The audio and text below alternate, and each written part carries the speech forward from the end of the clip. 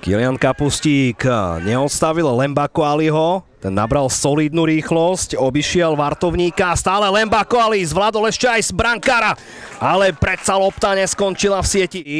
Nasvedčuje to jeho postavenie, tak nakoniec priťukávačka na Lembako Aliho, ktorý preskúšal Šimona Kapustíka, ten loptu vyboxoval do bezpečia, aj keď prišiel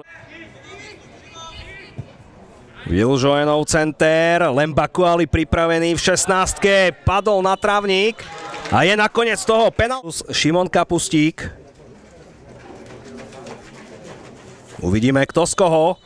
Lembako Ali, jeho strela umiestnená k pravej žrdi. Hľadal Lovicha. Hamšík, 1-1.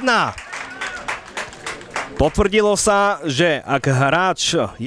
Teodor Láni manévruje s loptou naspäť Čarskému. Ten prizval do kombinácie aj Lembako Aliho, ktorý vyskúšal strelu spoza 16-ky. Avšak Mánik, pretože Lembako Ali je jeden z tých nebezpečných hráčov bratislavského výberu. Vystrelil, ale loptu v rukaviciach neudržal Kapustík.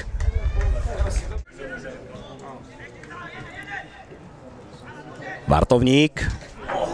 Zaváhanie medzi Vartovníkom i brankárom Kapustíka. Lembako Ali voľný na pravej strane.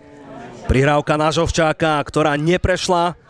Ale strelecký pokus z tejto vzdialenosti. Charamza. Narobil starosti Lukáčovi a je z toho. Alan Lembako Ali na tejto strane skoroval v prvom polčase. Ako dopadne Maximilian Dikoš aj zápasu,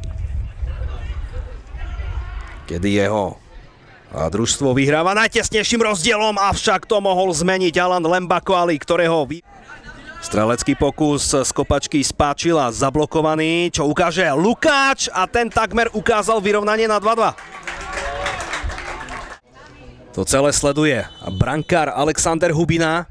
Charamzov, center na zadnú žrť, kde si pekne naskočil.